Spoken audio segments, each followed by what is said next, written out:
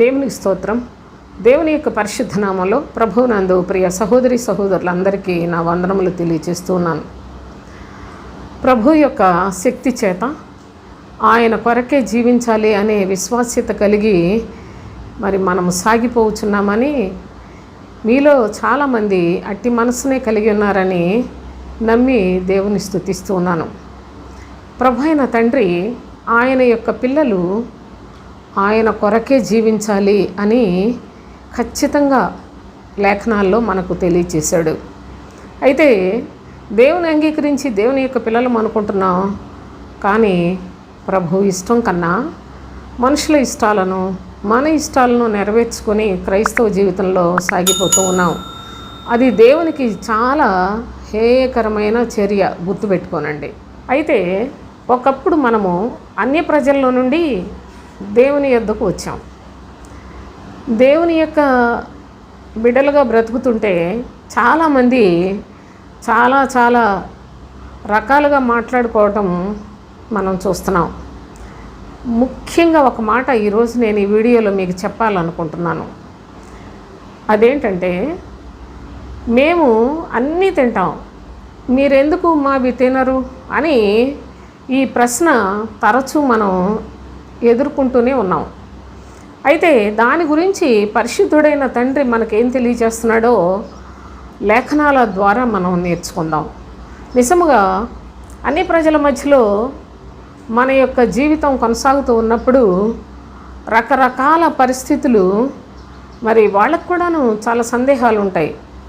వాళ్ళకు ఉండడం సహజమే, కానీ మనము క్రమముగా లేకపోతే దేవుని దృష్టిలో చాలా శిక్షకు పాత్రులమైపోతాం కనుక స్పష్టంగా తెలుసుకోవాలి. చూడండి, కొరింథీయులకు రాసిన మొదటి పత్రిక 10వ అధ్యాయం 23 నుండి చదువుకుందాం. అన్ని విషయముల యందు నాకు స్వాతంత్ర్యము కలదు, కానీ అన్నీయు చేయతగినవి కావు. అన్నిటి యందు నాకు స్వాతంత్ర్యము కలదు, కానీ అన్నీయు క్షేమాభివృద్ధి కలుగచేయవు. ఎవడును తన కొరకు కాదు, ఎదుటివాని కొరకు మేలు చేయ చూచుకొనవలెను. మనస్సాక్షి నిమిత్తము ఏ విచారణయు చేయక కటికవాని అంగడిలో అమ్మునదేదో దానిని తినవచ్చును అని చెప్పాడు.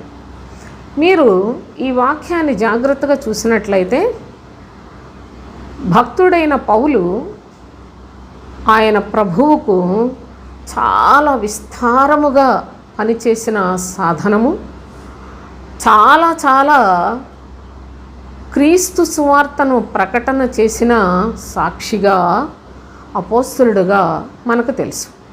అయితే ఆ పౌలు గారు చెప్తున్నాడు ఏమనంటే, అన్ని విషయముల యందు నాకు స్వాతంత్ర్యము కలదు, కానీ అన్నీయు చేయతగినవి కావు అన్నాడు. అసలు మొదటిగా మీకు స్వాతంత్ర్యం గురించి చెప్తున్నాను. ఈ లేఖనములు ఎవరి జీవితానికి ప్రయోజనకరమో మొదటిగా మనం తెలుసుకుందాం. ప్రభు అయిన తండ్రి తన ప్రియకుమారుడైన యేసుక్రీస్తును లోకములోనికి పంపినప్పుడు క్రీస్తు స్పష్టముగా ఒక మాటను చెప్పాడు. సోదరులారా, యోహాను సువార్త 8వ అధ్యాయం 36వ వచనం చదువుదాం. కుమారుడు మిమ్మును స్వతంత్రులనుగా చేసిన ఎడల మీరు నిజముగా స్వతంత్రులై ఉందురు అన్నాడు. అసలు స్వతంత్రులుగా చేసేదే క్రీస్తునందే స్వాతంత్ర్యం ఉన్నది, కానీ కుమారుడు అనగా క్రీస్తు, యేసు అనగా శిశువు గురించిన సంగతులు పరిశుద్ధ గ్రంథంలో గుప్త ధన నిధిగా దాచబడి ఉన్నాయి. ఈ ధన నిధిని చేరుకునే భాగ్యం చాలామందికి లేదు. అయితే పరిశుద్ధ గ్రంథంలో నుండే నేను ఏ మాట చెప్పినా మీకు చెప్తున్నాను సోదరులారా. మరి నాకేంటో ఇవే కనిపిస్తున్నాయి, కానీ బయట చాలామంది పాస్టర్స్కి అసలు ఈ మాటలు ఎందుకు కనిపించట్లేదో నాకు అర్థం కాదు. చూడండి, కుమారుడు మిమ్మల్ని స్వతంత్రులుగా చేసిన ఎడల మీరు స్వతంత్రులు అవుతారు అన్నాడు. మీరు యేసునందలి భక్తిలో ఉండి నమ్మకముగా జీవిస్తూ క్రీస్తునందు కూడా జీవించాలి అనే కాంక్ష కలిగిన వారికి మాత్రమే ఈ లేఖనాలు దేవుడు అనుగ్రహిస్తాడు. అందరికీ దొరికేది కూడా కాదు. కనుక జాగ్రత్తగా చూడండి. కనుక ఇక్కడ ఏం చెప్పాడు? కుమారుని యందు విశ్వాసముంచి మనము స్వతంత్రులమయ్యాం. ఆ స్వతంత్రతను గురించి చెప్తున్నాడు అపోస్తులైన పౌలు. అన్ని విషయముల యందు నాకు స్వాతంత్ర్యము కలదు, కానీ అన్నీయూ చేయతగినవి కావు. అన్ని విషయముల యందు అన్నీయూ, జాగ్రత్తగా చూడండి. తర్వాత ఏం చెప్పాడు? అన్నిటి యందు నాకు స్వాతంత్ర్యము కలదు, కానీ అన్నీయు క్షేమాభివృద్ధి కలుగచేయవు అని చెప్పాడు. చూడండి ఎంత తేడా ఉందో. సేమ్ అంత ఒకేలా కనిపిస్తుంది. అన్ని విషయముల యందు నాకు స్వాతంత్ర్యము కలదు, కానీ అన్నీయూ చేయతగినవి కావు. బాగుంది. మరలా ఏం చెప్తున్నాడు? అన్నిటి యందు నాకు స్వాతంత్ర్యము కలదు, కానీ అన్నీయు క్షేమాభివృద్ధి కలుగచేయవు అన్నాడు. మనము స్వతంత్రులము, క్రీస్తు వారిగా ఉన్నాం, క్రీస్తు బోధయందు లక్ష్య పెట్టాం, కాబట్టి మనము స్వతంత్రులమే అని మన ఇష్టానుసారంగా చేయటానికి వీల్లేదు, చేయకూడదు సోదరులారా. అన్నీ చేయతగినవి కావు. అన్ని విషయాల్లో స్వతంత్రత ఉంది, కానీ కొన్ని చేయకూడదట. అన్నీ క్షేమాభివృద్ధి కలుగ చేయవు అని చెప్తున్నాడు. అంటే క్షేమాభివృద్ధి కలుగు చేసే వాటిని మాత్రమే క్రైస్తవురాలు వాటిని మాత్రమే చేయాలి. చూడండి, ఎవడును తన కొరకు కాదు ఎదుటివాని కొరకు మేలు చేయ చూచుకొనవలెను అని చెప్పాడు. ఎదుటివానికి మేలు చేయాలే కానీ నా కోసం నేను మేలు చేసుకునేది అది భక్తి కాదట సోదరులారా. కనుక ఈ విషయాన్ని మీరు చాలా జాగ్రత్తగా గమనించండి. ఎదుటివాని కొరకు మేలు చేయ చూచే భక్తి క్రీస్తునందు మాత్రమే ఉన్నది. క్రీస్తునందే స్వాతంత్ర్యము కూడా ఉంది, కానీ ఏది పడితే చేద్దామంటే కుదరదు, చేయకూడదు. అందరికీ క్షేమాభివృద్ధి కలుగు చేసే వాటినే చేయాలట దేవుని యొక్క పిల్లలు. చూడండి, మన ప్రభువు ఆయనే సృష్టికర్త, ఆయనే సర్వాధికారి అయిన దేవుడు అని చెప్పడానికి ఎంత చక్కని మాటలు చెప్పాడో చూడండి సోదరులారా. లోకములో మనుషులు వాళ్ళు అనుసరించే విగ్రహాలు వాళ్ళకి అస్తమానం స్వార్థం కొరకు అబద్ధాలు చెప్పుకొని మోసం చేస్తూ సంపాదించుకునే పద్ధతులు లోకంలో సాతాను చెప్తుంది. కానీ దేవుని యొక్క పిల్లలకు, క్రీస్తునందున్న వారికి ప్రభు అయిన తండ్రి ఆయన స్పష్టంగా చెప్తున్నాడు. ఏమనంటే, మీరు నా యందు విశ్వాసం ఉంచినప్పటికీ, మీరు స్వతంత్రులైనప్పటికీ ఏది పడితే అది చేయొద్దు, ఎదుటివానికి మేలు చేయ చూసుకోవాలి అని చెప్పాడు. మరి అంత బాగానే ఉంది. విగ్రహములకు అర్పించిన వాటి విషయంలో ఏంటి అసలు మరి వాటి గురించి మనం ఏం చేయాలి? మనము అన్ని జనుల మధ్యలో ఉన్నాం కనుక వాళ్ళు అంటారు, మేము ఏదైనా తింటాం, మీరు ఏది ఇచ్చినా తింటాం, కానీ మీరు ఎందుకనండి మావి తినరు అని మాట్లాడుతూ ఉంటారు. దేవుని పిల్లలకు ఎంత వివరంగా వ్రాసాడంటే చూడండి, మనసాక్షి నిమిత్తము, మనసాక్షి, జాగ్రత్తగా గమనించండి. ప్రతి అక్షరము పరిశుద్ధ గ్రంథంలో చాలా భావములతో ఉంటుంది. మనసాక్షి నిమిత్తము ఏ విచారణయు చేయక కటికవాని అంగడిలో అమ్మునదేదో దానిని తినవచ్చును అన్నాడు. కటికవాని అంగడి, మీరు అక్కడికి వెళ్ళి ఏదైనా కొనుక్కొని తింటాం కాబట్టి కొనుక్కొని తినడం వల్ల ఎలాంటి ఇబ్బంది కూడా లేదు, అలా తినండి. కానీ ప్రత్యేకంగా విగ్రహాలకు పెట్టిన వాటిని తినకూడదు అని ఎందుకు చెప్తున్నాడో కూడా మనం స్పష్టంగా తెలుసుకుందాం సోదరులారా. అయితే అపోస్తలుడైన పౌలు 6వ అధ్యాయంలో కూడా ఒక మాట చెప్పాడు. కొరింథీయులకు రాసిన పత్రిక 6వ అధ్యాయం 12వ వచనం చదువుకుందాం. అన్నిటి యందు నాకు స్వాతంత్ర్యము కలదు, అన్నీయు చేయదగనవి కావు. అన్నిటి యందు నాకు స్వాతంత్రం ఉంది, కానీ అన్నీయు చేయతగినవి కావు. అన్నిటి యందు నాకు స్వాతంత్ర్యము కలదు, కానీ నేను దేని చేతను లోబరచకొనబడనొల్లను అన్నాడు. ఏది కూడా నన్ను ఏది చేయలేదు, ఎందుకంటే నేను క్రీస్తు ఆత్మను సమృద్ధిగా కలిగిన వాడను. ఏది కూడా నన్ను లోబర్చుకోలేదు. నాకెంతో స్వాతంత్రం ఉంది, ఏదైనా చేయొచ్చు నేను, కానీ దేవుడు ఇచ్చిన ఆజ్ఞ మేరకు మాత్రమే జీవించే శక్తి నాలో ఉంది అని చెప్తున్నాడు. అందుకే దేని చేత కూడాను నేను లోబరచ కొనబడనోళ్ళను అంటే ఏది నన్ను లోబర్చుకోలేదు. అంత దృఢంగా సంఘములకు సాక్ష్యం ఇస్తూ ఉన్నాడు భక్తుడైన పౌలు సోదరులారా. కనుక ఆయన ఏం చెప్పాడో మరికొన్ని విషయాలు మనం చదువుకున్నట్లయితే కొరింథీయులకు రాసిన మొదటి పత్రిక 10వ అధ్యాయం 27వ వచనం నుంచి చదువుదాం. అవిశ్వాసులలో ఒకడు మిమ్మల్ని విందుకు పిలిచినప్పుడు వెళ్ళుటకు మీకు మనస్సుండిన ఎడల మీకు వడ్డించినది ఏదో దానిని గూర్చి మనస్సాక్షి నిమిత్తము ఏ విచారణ చేయక తినుడి అన్నాడు. అవిశ్వాసే ఒకడు పిలిచాడు అనుకోండి, ఒక విందుకు మిమ్మల్ని పిలిస్తే మీరు వెళ్ళాలనే మనసు మీకు ఉన్నట్లయితే మీకు వడ్డించిందేదో దానిని మనస్సాక్షి నిమిత్తము ఏ విచారణ చేయకుండా తినండి. అతను పిలిచాడు, అవిశ్వాసి అయినప్పటికీ నీకు వెళ్ళే ఉద్దేశం ఉంది, నువ్వు విందుకు పిలిచాడు కనుక వెళ్ళి ఏది వడ్డించారో దాన్ని తినొచ్చు అని 28వ వచనం చూడండి. అయితే ఎవడైనాను మీతో ఇది బలి అర్పింపబడినది అని చెప్పిన ఎడల అట్లు తెలిపిన వాని నిమిత్తమును మనస్సాక్షి నిమిత్తమును తినకుడి అన్నాడు. మనం ఇంతకీ ఒక అవిశ్వాసి పిలిచాడు, వెళ్ళాలనుకున్నాం, వెళ్ళాము, అక్కడ ఉన్నది ఏదో తింటున్నాం.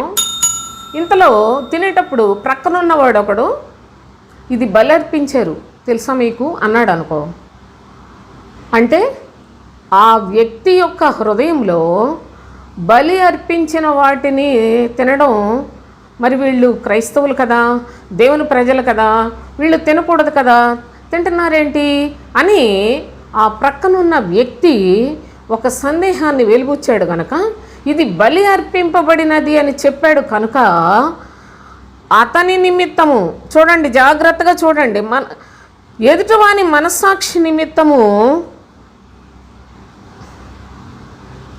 మనం ఏం చేయాలి, వాటిని తినవద్దు అని చెప్పాడు. అప్పుడు మన మనసాక్షి ఎదుటివాని మనసాక్షి రెండిటిని మనము జాగ్రత్తగా ఆలోచించేసుకొని ప్రక్కవాడు ఇది బలి అర్పించిందని చెప్పాడు కదా, అంటే బలి అర్పించింది తినకూడదు అనే ఉద్దేశంతో మాట్లాడుతున్నాడు కాబట్టి వాని మనసాక్షి నిమిత్తము, అవును నేను దేవుని బిడ్డను, అతనికి ఇబ్బందికరంగా ఎందుకు, అతని యొక్క ఉద్దేశములో నేను తినకూడదు అని ఆలోచించాడు కనుక ఎందుకు తినాలి, తినకపోతే ఏమైపోయింది అని అతని మనస్సాక్షి నిమిత్తము నీ మనస్సాక్షి నిమిత్తము తినకుడి అని చెప్పాడు, తినొద్దని చెప్పాడు. జాగ్రత్తగా గమనించండి. అంటే మన యొక్క జీవితంలో మనం ఏ నిర్ణయం తీసుకోవాలో దానిని మనకు ముందుగానే బోధిస్తూ ఉన్నాడు భక్తుడు.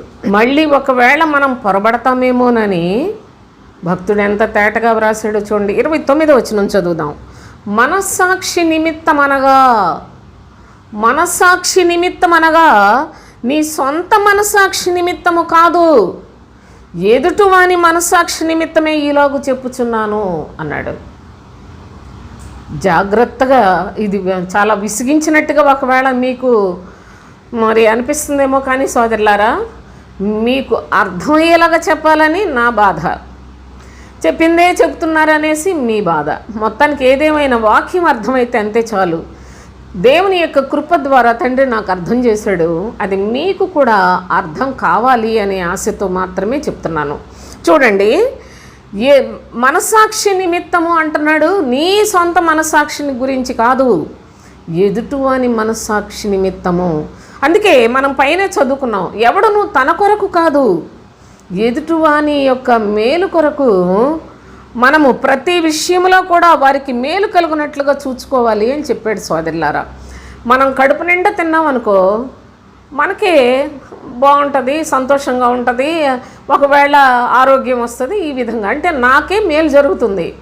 కానీ నా మేలు కోసం కాదు నేను బ్రతికేది, ప్రభు యొక్క కార్యములలో భారము కలిగి ఎదుటివాని మేలు కొరకు జీవించవలసిన అవసరత క్రైస్తవులకు తండ్రి నిర్ణయించాడు సోదరులారా. మన మేలు కొరకు మనం జీవించేది అది బ్రతుకే కాదు, జంతువులు కూడా వాటి మేలు కొరకే అవి జీవిస్తాయండి. అన్ని ప్రజలు వారి మేలు కొరకే వాళ్ళు బ్రతుకుతారు. కానీ క్రైస్తవుడు ప్రత్యేకించబడి ఎదుటివాని యొక్క మేలు కొరకే బ్రతకాలి అనే విషయాన్ని, నేను పడుకున్నాను అనుకోండి, నేను తిన్నాను, నాకు బాగా చాలా సంపద ఉంది, అవన్నీ నేనే కదా అనుభవిస్తాను. కానీ దేవుని యొక్క పిల్లలు ఎదుటివారికి కూడా వాళ్ళకి ప్రతి విషయంలో వాళ్ళ క్షేమాభివృద్ధిని చూడవలసిన అవసరత తెలియచేస్తూ ఉన్నాడు. ఇది నిజమైన క్రైస్తవ్యం సోదరులారా. దేవుని యొక్క సన్నిధిలో నాకు నా ఇష్టాన్ని నెరవేర్చుకుంటే ఆ పాటి స్వాతంత్రత నాకుంది. కానీ ఎదుటివాడికి ఇబ్బంది కలిగేది ఏది కూడా మనం చేయకూడదు అనే విషయాన్ని కూడా తెలియచేస్తున్నాడు. అయితే అన్నిట్లలో ఇలాగే ఉంటే ఎలా అవుతుంది అని మీరు అనొచ్చు. అన్ని విషయాల గురించి కాదు, ఇక్కడ ప్రత్యేకంగా మనకు ఒక అనుభవాన్ని నేర్పిస్తున్నాడు. ఈ విషయంలో మనము మన యొక్క ఇష్టాన్ని చంపేసుకొని ఎదుటివాని యొక్క ఉద్దేశాన్ని, అతని మనస్సాక్షికి ఎక్కడ ఏది కూడా ఇబ్బంది కలగకుండా మనం నడుచుకోవాల్సిన అనుభవాన్ని తెలియచేస్తున్నాడు. చూడండి, ఎందుకనగా వేరొకని మనస్సాక్షిని బట్టి నా స్వాతంత్ర్య విషయంలో తీర్పు తీర్చబడనేలా. అతని మనసు ఇది బలర్పించిందని చెప్పాడు కాబట్టి అతని మనసులో ఏంటి, నేను బలర్పించింది తింటున్నాను, వీళ్ళు దేవుని నమ్ముకున్న వాళ్ళు కూడా బలర్పించింది తింటున్నారు కదా, కాబట్టి మరి ఇంక ఏంటంటే ఇళ్లలో గొప్ప అని అతను తీర్పు తీర్చే పరిస్థితిని ఎందుకు మనం కలుగు చేయాలి? చూడండి ఇంకా ఏం చెప్పాడో, నేను కృతజ్ఞతతో పుచ్చుకునిన ఎడల నేను దేని నిమిత్తము కృతజ్ఞతాస్తుతులు చెల్లించుచున్నానో దాని నిమిత్తము నేను దూషింపబడనేలా. ఎంత బలమైన సంగతులు, ఎంత మనోహరమైన సంగతులను ఎంత చక్కగా ప్రజలకు అర్థం కావాలని భక్తుడు తన యొక్క బాధ్యతను నెరవేరుస్తూ ఉన్నాడో గమనించండి. ఓ క్రైస్తవుడా, ఓ క్రైస్తవురాలా, మీ యొక్క జీవితంలో మీ ఇష్టానుసారంగా జీవించే స్వాతంత్ర్యాన్ని నేను ఇచ్చాను. కానీ ఎదుటివాని మేలు కూడా చూడాలి. నాకు స్వతంత్రం ఉంది గనక నా ఇష్టం వచ్చినట్లు జీవిస్తానని అనుకోకండి. మీరు చక్కగా దేవునికి కృతజ్ఞతాస్తుతులు చెల్లించి మీరు ప్రార్థన చేసుకొని, తండ్రి ఆహారం ఇచ్చినందుకు నీకు స్తోత్రం అని చెప్పుకుంటూ మీరు భోంచేసేటప్పుడు ప్రక్కవాడు వచ్చి ఇదేంటి బలర్పించింది అని మాట్లాడుతున్నాడు. అలాంటప్పుడు నువ్వు దాన్ని తినొద్దు. ప్రార్థన చేసుకున్నాను కదా, నేను తిన్నాను కదా, ఇంకేమైపోతుంది అని ఒకవేళ నీకు నీవు సమర్థించుకొనవచ్చు. కానీ ప్రక్కవానికి అది తీర్పు తీర్చే అవకాశం నువ్వు ఇచ్చినట్లే లెక్క. ప్రక్కవాడు నిన్ను దూషించిన హేతువును నీవు కలుగు చేసినట్లే లెక్క. అంటే క్రైస్తవ జీవితం అనేది, అందుకే ప్రభువు చెప్పాడు, మీరు లోకమునకు వెలుగై ఉన్నారు, మీరు లోకమునకు ఉప్పై ఉన్నారు అని చెప్పాడు.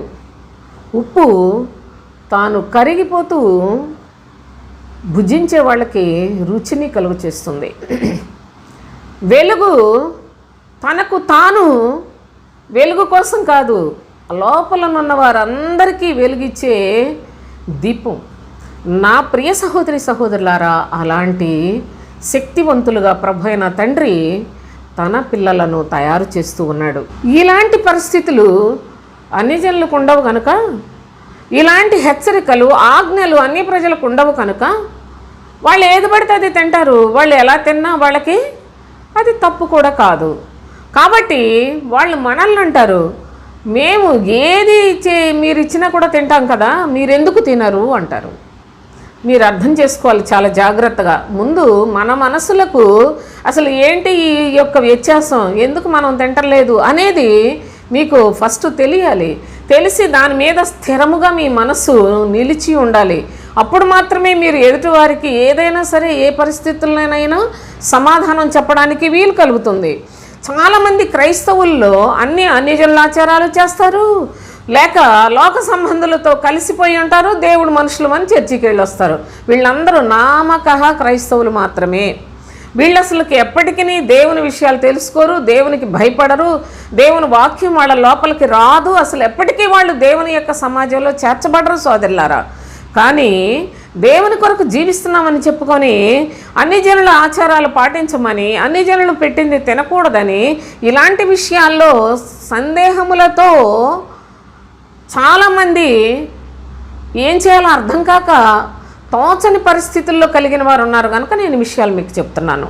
కనుక దేవుని యొక్క శ్రేష్టమైన లేఖనాలలో మనము ఎదుటివానికి మేలు చేయ చూచుకొనవలెను, వారి యొక్క క్షేమం కొరకు మనం తినటం మానివేయాలి. మనము ఏ విషయంలో కూడా ఏ ఒక్కరికి దూషణకు అవకాశం ఇవ్వకూడదు సోదరులారా. అంతేకాదు ఏ ఒక్క విషయంలో కూడా తీర్పు తీర్చడానికి ఏ ఒక్కరికి మనం అవకాశం ఇవ్వకూడదు అని ఎంత స్పష్టంగా ఈ యొక్క అంశాలు వ్రాసాడో చూడండి. మొదటిగా మీరు అవిశ్వాసులు మిమ్మల్ని పిలిచినా సరే మీరు వెళ్ళి ఇందులో భోంచేస్తున్నారు అనుకోండి, మనసాక్షికి ఏది ఆలోచించి విచారించకుండానే మీరు తినండి అన్నాడు. తినండి అని చెప్పి ఆ నెక్స్ట్ వచనములో మీ ప్రక్కనున్నవాడు ఇది బలి అర్పించబడిందని చెప్పినట్లయితే అది మీరు తినొద్దు అని చెప్పాడు. మనస్సాక్షి నిమిత్తం చాలా జాగ్రత్తగా ఆలోచించండి అని, మీ మనస్సాక్షి కాదు, ఎదుటివాని మనస్సాక్షి నిమిత్తమే ఈ విషయం చెప్తున్నాను అన్నాడు. ఆ తర్వాత నేను ఒక చక్కని విలువైన క్రైస్తవ జీవితం జీవిస్తూ ఎదుటివానికి తీర్పు తీర్చే అవకాశం ఎందుకు ఇవ్వాలి అన్నాడు. మరి ఒక సందర్భంగా నేను దేవునికి కృతజ్ఞతాస్తుతులు చెల్లించి మరి నేను భుజించుచున్నాను కదా, అలాంటప్పుడు దాని నిమిత్తము దేవునికి కృతజ్ఞతలు చెల్లించి నేను దూషింపబడనేలా, కాబట్టి ఎవరికి దూషించే అవకాశం కూడా ఇవ్వకూడదు అని తెలియజేశాడు. కనుక దేవుని యొక్క ప్రత్యేకమైన అనుభవాలు మనం స్పష్టంగా తెలుసుకోవాలి సోదరులారా. అంత మాత్రమే కాదు, అపోస్తులుడైన పౌలు తిమోతికి వ్రాస్తూ ఒక విషయాన్ని చెప్పాడు. మొదటి తిమోతి పత్రిక 4వ అధ్యాయం 1 నుంచి చూడండి. అయితే కడవరి దినములలో కొందరు అబద్ధికుల వేషధారణ వలన మోసపరచు ఆత్మల యందును దయ్యముల బోధ యందును లక్ష్యముంచి విశ్వాస భ్రష్టులగుదురని ఆత్మ తేటగా చెప్పుచున్నాడు. ఆ అబద్ధికులు వాత వేయబడిన మనస్సాక్షి కలవారై వివాహమును నిషేధించుచు సత్య విషయమైన అనుభవ జ్ఞానము కలిగిన విశ్వాసులు కృతజ్ఞతాస్తుతులు చెల్లించి పుచ్చుకొన నిమిత్తము దేవుడు సృజించిన ఆహార వస్తువులు కొన్నిటిని తినుట మానవలనని చెప్పుచుందరు. ఇది ఒక రకమైన మోసకరమైన పరిస్థితి నేడు సంఘములలో ఉన్నది. ఏంటంటే కడవరి దినములలో భయంకరమైన దొంగ బోధకులు అబద్ధికులు బయలుదేరిపోతారట. వారిలో ఉండేదేంటో తెలుసా? మోసపరచు ఆత్మ ఉంటుంది. వారు చెప్పే బోధ దయ్యముల బోధ. మోసపరచు ఆత్మల యందును దయ్యముల బోధ యందును లక్ష్యముంచి విశ్వాస భ్రష్టులగుదురని ఆత్మ తేటగా చెప్పుచున్నాడు. ఈనాడు విశ్వాస భ్రష్టులే అధికం సోదరులారా. ఎందుకంటే పరిశుద్ధాత్మ కలిగి బోధించువాడు పరలోక సంబంధమైన నిరీక్షణ కలిగించే బోధ, క్రీస్తు బోధను చేస్తాడు. ఈనాడు బోధ అనేది అసలు సంఘాల్లో ఏముందండి? క్రీస్తు బోధ అంటే అసలు లేనే లేదు. అయితే వీళ్ళు దయ్యముల బోధ యందును మోసపరచు ఆత్మల యందును లక్ష్యముంచి విశ్వాస భ్రష్టులైపోయిన వారు వీళ్ళు ఏం చెప్తారంటే, ఆ అబద్ధికులు వాత వేయబడిన మనస్సాక్షి కలిగిన వారట. వారికి మనస్సాక్షి లేదు సరికదా. ఆ మనస్సాక్షి అనగా మంచి హృదయంతో వాళ్ళు దేవుని పక్షంగా పనిచేయట్ల. వాత వేయబడిన మనస్సాక్షితో వాళ్ళు ఏం బోధిస్తారు? వివాహాన్ని నిషేధిస్తారట. ఆ తర్వాత సత్య విషయమైన అనుభవ జ్ఞానము కలిగిన విశ్వాసులు కృతజ్ఞతాస్తుతులు చెల్లించి ఆహార పదార్థాలు పుచ్చుకుంటుంటే వీటిలో కొన్ని తినకూడదని చెప్పి బోధిస్తారు. అసలు ఇదంతా పరలోక సంబంధమైన జీవవాక్యాన్ని చెప్పడం మానివేసి లోక సంబంధమైన ఆచారాలలో, లోక సంబంధమైన నియమాలు, లోక సంబంధమైన ఆశీర్వాదాల గురించి, క్షేమం గురించి బోధించే వాళ్ళందరూ కూడా అబద్ధికులే, అబద్ధ బోధకులే అని వాక్యం ఎంత తేటగా చెప్తుందో మీరు గమనించండి. సరే, ఈ విధమైన వాళ్ళు వాత వేయబడిన మనస్సాక్షి కలిగిన వారు ఉన్నారు. అయితే మంచి మనస్సాక్షి కలిగి క్రైస్తవ జీవితంలో మనం ఏ విధంగా నడుచుకోవాలో భక్తుడు చాలా తేటగా మనకు ముందే చెప్పాడు. ఆ తర్వాత ఇంకా ఏమని అంటున్నాడంటే చూడండి, తిమోతికి రాసిన మొదటి పత్రిక 1వ అధ్యాయం 18వ వచనం చదువుకుందాం. నా కుమారుడైన తిమోతి, నీవు విశ్వాసమును మంచి మనస్సాక్షియు కలిగిన వాడవై ఉండాలి అన్నాడు. మంచి మనస్సాక్షి కలిగి జీవించాలండి.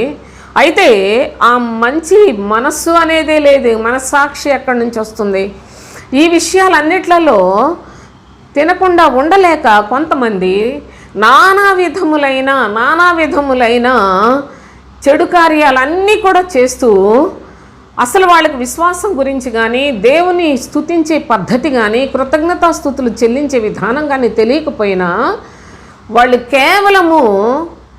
కేవలము కూటి కొరకే ఆశించిన దౌర్భాగ్యపు స్థితిని, వాళ్ళు ధనాపేక్షను ఆశించి దేవుని యొక్క పనిని పాడు చేయుచున్న అబద్ధికులైన బోధకులు బోలెడు మంది బయలుదేరిపోయారు. అయితే తిమోతికి చెప్తున్నాడు, నా కుమారుడువైన తిమోతి, నీవు మంచి మనస్సాక్షి కలిగిన వాడవై ఉండి ప్రభు యొక్క వాక్య ప్రకారముగా జీవించాలి అని చెప్పాడు. అంతేకాకుండా హెబ్రీయులకు రాసిన పత్రికలో 9వ అధ్యాయంలో ఒక మాట చదువుకుందాం. 14వ వచనం చూడండి. నిత్యుడగు ఆత్మ ద్వారా తాను దేవునికి నిర్దోషినిగా అర్పించుకొనిన క్రీస్తు యొక్క రక్తము నిర్జీవ క్రియలను విడిచి జీవము గల దేవుని సేవించుటకు మీ మనస్సాక్షిని ఎంతో ఎక్కువగా శుద్ధి చేయును. క్రీస్తు రక్తములో మన మనస్సాక్షి శుద్ధి అవుతుంది సోదరులారా. యేసు రక్తము ప్రతి పాపము నుండి కడిగి మనలను పవిత్రులుగా చేస్తే, క్రీస్తు రక్తము మన మనస్సాక్షిని శుద్ధి చేస్తుంది. క్రీస్తు దగ్గరికి రాని కారణముగా, క్రీస్తు బోధలు లేని కారణముగా ఏ సంఘంలో కూడా ఈనాడు క్రీస్తు బోధ లేదు. ఆ కారణాన మనుషులందరూ వారి మనస్సాక్షి పాడైపోయిన పరిస్థితుల్లోనే పేరుకు దేవుని ప్రజలే, కానీ వారిలో దేవుని వాక్యము నిలవదు, క్రీస్తు వాక్యం ఉండదు. వారి హృదయములలో, వారి మనస్సులో దేవునికి చోటు ఇయ్యరు సోదరులారా. ఇలాంటి ప్రమాదకరమైన పరిస్థితుల్లో ఈనాడు క్రైస్తవ్యం అంతా మనస్సాక్షిని శుద్ధి చేసుకునేది క్రీస్తు రక్తము ద్వారా మాత్రమే. క్రీస్తు రక్తము అనగా క్రీస్తు బోధ. ఆ బోధ ద్వారా మాత్రమే మనుషుల మనసులలో క్రీస్తు నివాసము చేస్తాడు. వారి దేహము పరిశుద్ధ ఆలయముగా ఉంటుంది సోదరులారా. మీరు దేవుని ఆలయమై ఉన్నారనియు క్రీస్తు మీలో నివసించున్నాడనియు మీరు ఎరుగరా అని అందుకే భక్తుడు తెలియచేస్తూ ఉన్నాడు. అంతేకాకుండా హెబ్రీయులకు రాసిన పత్రిక 10వ అధ్యాయంలో 22వ వచనం చూడండి. మనస్సాక్షికి కల్మషము తోచకుండునట్లు, కల్మషము కూడా మనస్సాక్షిలో నేను తప్పు చేస్తున్నాను కదా, నాలో ఈ లోపం ఉంది కదా అని మన మనస్సాక్షి మనకు తెలియచేస్తూ ఉంటాయి. అలాంటి సందర్భంలో చెప్తున్నాడు, మనస్సాక్షికి కల్మషము తోచకుండునట్లు ప్రోక్షింపబడిన హృదయములు కలవారమును నిర్మలమైన ఉదకముతో స్నానము చేసిన శరీరములు కలిగిన వారమునై ఉండి విశ్వాస విషయంలో సంపూర్ణ నిశ్చయిత కలిగి యథార్థమైన హృదయంతో మనము దేవుని సన్నిధానమునకు చేరుదుము అంటాడు. ప్రోక్షింపబడిన హృదయాలు, క్రీస్తు రక్తము చేత కడుగబడిన మన యొక్క హృదయాలు మన మనస్సాక్షిని ఎప్పుడూ కూడా శుద్ధిగా ఉంచే శక్తి కలిగిన లేఖనములను ఆధారము చేసుకొని చూడండి ఎలా చెప్తున్నాడు. నిర్మలమైన ఉదకముతో స్నానము చేసిన శరీరములు కలవారు. నిర్మలమైన వాక్యములో కలిపి చెరిపెడి వాక్యము, కలుషితమైన బురద నీరు, ఉప్పు నీరు సోదరులారా, ఎంతో భయంకరమైన విషజలము ఈ రోజుల్లో చర్చిల్లో బోధించబడుతూ ఉంది. ప్రభువు జీవజలాన్ని ఇస్తూ ఉన్నాడు. నిర్మలమైన వాక్యముతో ఉదక స్నానము చేసిన శరీరములు మనకు ఉండాలండి.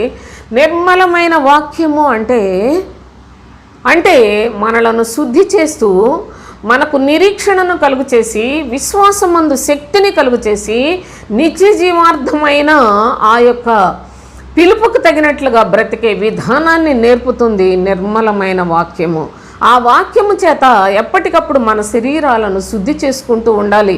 అనగా లోకంలో స్నానం చేసి శుద్ధి చేసుకునే శుద్ధి గురించి కాదు, మన శరీరము దాని స్వభావాన్ని, శరీరములో ఉండే విష బీజాన్ని, పాపపు స్వభావాన్ని అంతటిని, ఆదాము నుండి వచ్చిన పాపపు ఆ యొక్క నీచ కార్యకలాపాలన్నిటినీ కూడా సోదరులారా శుద్ధి చేసుకునే శక్తి కేవలము క్రీస్తు వాక్యము ద్వారానే ఉంటుంది అని, అలాంటి వారు క్రీస్తు వాక్యాన్ని అంగీకరించిన వారిలోనే శుద్ధి చేయబడిన హృదయం ఉంటుంది అని తేటగా తెలియచేస్తున్న ఈ యొక్క అనుభవాన్ని దయచేసి మీరు బాగా చదువుకోండి. అంతేకాకుండా తీతుకు వ్రాసిన పత్రికలో 1వ అధ్యాయంలోనే 15-16 వచనాలు, పవిత్రులకు అన్నీయు పవిత్రములే కానీ పవిత్రులకు అన్నీయు పవిత్రములే కానీ, పవిత్రులంటే అసలు అది ఎంత అర్థంతో కూడిందో ఆ పదం. ప్రభువు తన శిష్యులను, ఇక్కడ ఒక చిన్న మాట నేను చెప్తాను సోదరులారా, తన శిష్యులకు అందరికీ కాళ్ళు కడిగి ఆయన చెప్తాడు కదా, మీలో ఒకడు సాతాను అని చెప్తాడు. మీలో ఒకడు సాతాను అన్నప్పుడు అసలు వాళ్ళందరూ కూడా ఒకరి ముఖాలు ఒకరు చూసుకునే పరిస్థితి. అయితే ఆ సందర్భంలో ప్రభు ఒక మాట చెప్తాడు, చదువుకుందాం. యోహాను సువార్త 13వ అధ్యాయం 8వ వచనం నుంచి చదువుదాం. పేతురు, నీవెన్నడూనూ నా పాదములు కడుగరాదని ఆయనతో నేను. అందుకు యేసు, నేను నిన్ను కడుగని ఎడల నాతో నీకు పాలు లేదనెను. సీమోను పేతురు, ప్రభువా, నా పాదములు మాత్రమే కాక నా చేతులను నా తల కూడా కడుగమని ఆయనతో చెప్పాను. యేసు అతన్ని చూచి, స్నానము చేసిన వాడు పాదములు తప్ప మరేమీ కడుక్కొనక్కరలేదని చెప్పాడు. అతడు కేవలము పవిత్రుడయ్యను అన్నాడు. పాదములు ప్రభువు చేత కడుగుబడిన వాడు పవిత్రుడు అనే విషయాన్ని తెలియచేస్తున్నాడు. అయితే మీరును పవిత్రులు కానీ మీలో అందరూ పవిత్రులు కాదు. చూడండి ఎలా చెప్పాడు, మీరును పవిత్రులే కానీ మీలో అందరూ పవిత్రులు కారనెను. తన్ను అప్పగించు వారిని ఎరిగెను గనుక మీలో అందరూ పవిత్రులు కారని చెప్పాను.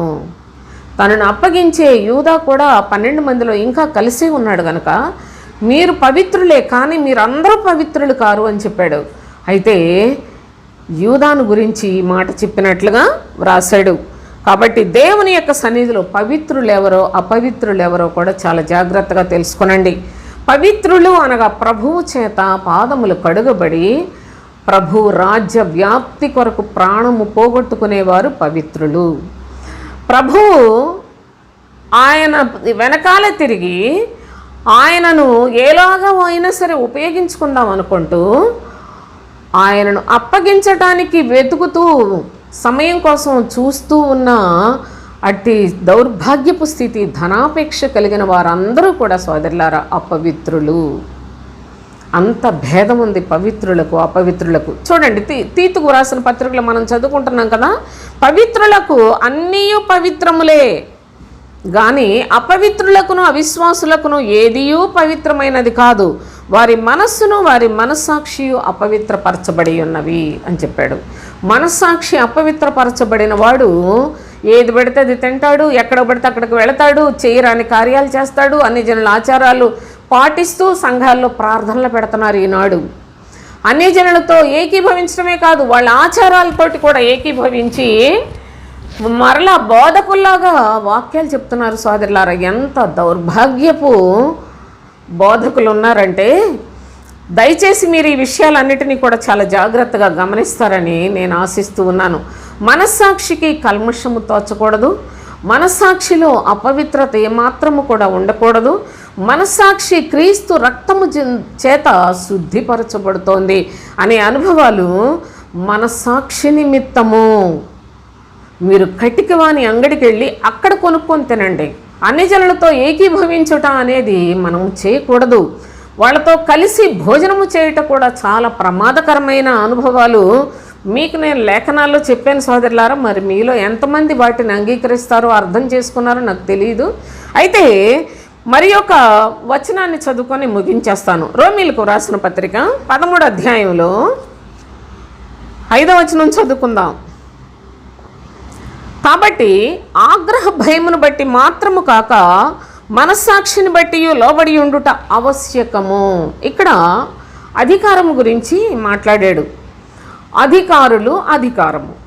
ఈ అధికారము దేవుడు కొందరికి అనగా తన ఆత్మతో నింపబడిన పరిచారకులకు దయచేస్తాడట. ఆత్మతో నింపబడిన పరిచారకులు అంటే మళ్ళీ ఇక్కడ సాతాను మరలా ఒక తంత్రాన్ని ప్రయోగిస్తుంది.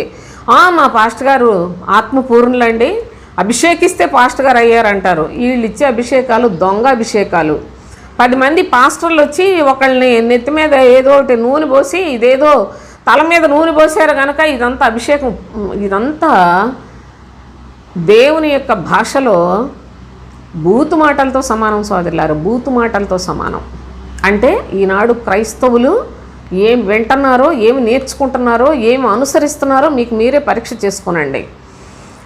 అభిషేకము అనేది ప్రస్తుత కాలం అనగా క్రీస్తు ఈ లోకమునకు వచ్చిన తరువాత, ఆయన శిలువ మరణము పొందిన తరువాత ఎవరైతే ఆయన తిరిగి లేచి ఉన్నాడు, ఆయన వలె జీవించి ఆయన వలె శ్రమలు అనుభవించిన అట్టివారు ప్రభువు యొక్క అభిషేకము పొందినవారు అనే లేఖనాలు చాలా తేటగా ఉన్నాయి. ఇదివరకు నేను అభిషేకం గురించి మరి ఒక వీడియో కూడా చేశాను సోదరులారా. అభిషేకం అంటే మీరు క్రీస్తుని గురించి ఎంత లోతుగా తెలుసుకోగలుగుతారో, అత్యధికముగా తెలుసుకోగలుగుతారో, అత్యధికముగా ఆయనను వెంబడించి విశ్వాసముతోటి పరలోకానికి సిద్ధపడతారు. అట్టివారే అభిషిక్తులు, అట్టివారే అభిషేకింపబడిన వారు. అంతేగాని 10 మంది పాస్టర్లు, ఈ 10 మందికి మారు మనసు లేదు. వీళ్ళందరూ వచ్చి ఒకడు ప్రార్థన చేసేస్తే ఇంకా అడికి ఏం ఆత్మ వస్తుందో మీరే గమనించండి. ఇది తెలిసి నిజముగా నాకైతే ఎంతో బాధ, తెలియని వారు ఎంత నష్టపోతున్నారో అందుకే నేను ఇంత వివరంగా చెప్తున్నాను సోదరులారా. మీకు ఇంకా దీని గురించి ఇంకా వివరం కావాలంటే కూడా చెప్పగలను, కానీ సందర్భాన్ని బట్టి నేను ముందుకు వెళ్ళిపోతున్నాను. ఇలాంటి అభిషిక్తులైన పరిచారకులకు దేవుడు అధికారాన్ని ఇస్తాడు. వారు క్రీస్తు కొరకే బోధిస్తారు. క్రీస్తు రాజ్య వ్యాప్తినే వారి యొక్క సేవా కార్యక్రమాల్లో, పరిచర్య విధానములో నమ్మకస్తులుగా బ్రతుకుతారు. వాళ్ళు శరీరాన్ని నష్టపరుచుకొని ప్రజలను పరలోకం కొరకు సిద్ధపరుస్తారు. అది నిజమైన సేవకుడి యొక్క లక్షణాలు. అయితే ప్రస్తుత కాలం చూస్తున్నారు కదా, వాళ్ళ అందాలు, వాళ్ళ వికారపు వేషాలు, వాళ్ళ వెకిలి చేష్టలతోటి సర్వనాశనం చేస్తున్నారు. వీళ్ళందరూ సాతాను దూతలుగా పనిచేస్తూ యేసు నామములో దేవుని ప్రజలను మోసం చేస్తున్నారు. అసలైతే వాళ్ళ హృదయంలో తోడేళ్లే, సాతాను దూతలే, కానీ బయటికి యేసు ప్రభు పరిచారకులని బైబిల్ పట్టుకొని మీకు బోధలు చేస్తున్నారు. అందుకే వాళ్ళ మార్గాలు, వాళ్ళ మాటలు, వాళ్ళ యొక్క వెకిలి కోరికలు అన్నీ కూడా చాలా దౌర్భాగ్యంగా ఉంటాయి సోదరులారా. కనుక జాగ్రత్తగా ఈ విషయాలను మీరు మనసును పెట్టాలి. అయితే ఇక్కడ ఏమంటున్నాడు, ఆగ్రహ భయమును బట్టి మాత్రము కాక, ఏదో దేవుని యొక్క పరిచారకులు వాళ్ళు శిక్షిస్తారనే భయంతో కాదు, మనస్సాక్షి నిమిత్తము లోబడి ఉండాలి. ఇది ఆవశ్యకం అని చెప్పాడు. మనస్సాక్షి అంటే నేను లోకములో ఉన్నప్పుడు లోకములో నుండి నన్ను వేరు చేసి దేవుని యొక్క సన్నిధికి పిలిచారు. ఈ పని ఈనాడు అబద్ధ బోధకులు కూడా చేస్తారు. ఎందుకంటే మరి ప్రజలే కదా వాళ్ళ ఆదాయం, అందుకని చేస్తారు. అక్కడే వాళ్ళని చంపేస్తారు. కానీ నిజమైన బోధకుడు లోకములో నుండి వేరు చేసి యేసు ప్రభువుని నమ్ముకోండి అని చెప్పి అక్కడ ఆపడో, అక్కడ నుండి మీరు క్రీస్తు వారిగా పరలోకానికి సిద్ధపడాలి అని చెప్తాడు. మీరు క్రీస్తు బోధ యందు లక్ష్య పెట్టాలి. నిశ్చయముగా దేవుని యొక్క రాజ్యానికి, క్రీస్తు రాజ్యానికి వారసులుగా మీరు బ్రతకాలి అని స్థిరముగా తెల్లవారి వేకువ చుక్కను గురించి అనగా క్రీస్తును గురించి స్పష్టముగా బోధించి వారిని నిత్య జీవానికి వారసులుగా చేసే పద్ధతిలో నడిపిస్తారు సోదరులారా. కాబట్టి అలాంటి వారికి ఈ వాక్యం అనుబంధమైనది. ఏమని వాక్యం చెప్తున్నాడంటే, మీరు మనస్సాక్షి నిమిత్తము వారికి లోబడి ఉండుట అవశ్యము అన్నాడు. అంటే మీకు పరలోకానికి దారి చూపిస్తున్న పరిశుద్ధులు, ఆ పరిచారకులు నా ఆత్మను పొందిన వారే, నా రాజ్యానికి మిమ్మల్ని సిద్ధపరుస్తున్నారు కనుక అట్టి వారి ఎడల మీరు లోబడే మనస్సును తయారు చేసుకొని వారికి భయపడి మీ మనస్సాక్షితో ఆలోచించండి. నిన్ను కనిన తల్లిదండ్రులు నీకు పరలోకానికి దారి చూపించారా? మీ అన్నదమ్ములు అక్క చెల్లెళ్ళు ఎవరన్నా చూపించారా? నీ బంధువులు ఎవరైనా పరలోకానికి దారి చూపించారా? కేవలము క్రీస్తు ఆత్మ కలిగిన బోధకుడు మాత్రమే క్రీస్తు రాజ్యానికి వారసులుగా మార్చగలడు. ఆ విధముగా చేసిన వారు అపోస్తులు సోదరులారా. అపోస్తుల బోధ అన్నాడు, అందుకే క్రీస్తు బోధని.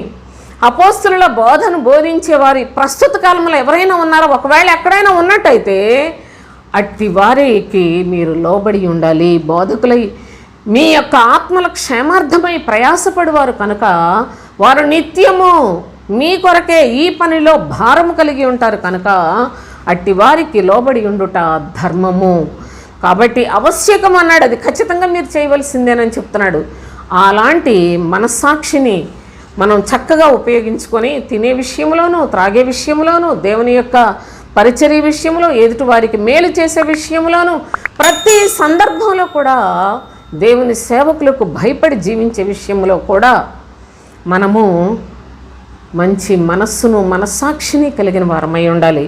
వాత వేయబడిన మనస్సాక్షి కలిగిన వాడి దగ్గర నుంచి పారిపోండి. హృదయానికి కల్మషము లేకుండా బోధించే బోధకులకు భయపడండి సోదరులారా. హృదయ శుద్ధి కలుగు చేసి మనస్సాక్షిని శుద్ధి చేసే క్రీస్తు రక్తమునకు భయపడండి నా ప్రియ సహోదరి సహోదరులారా.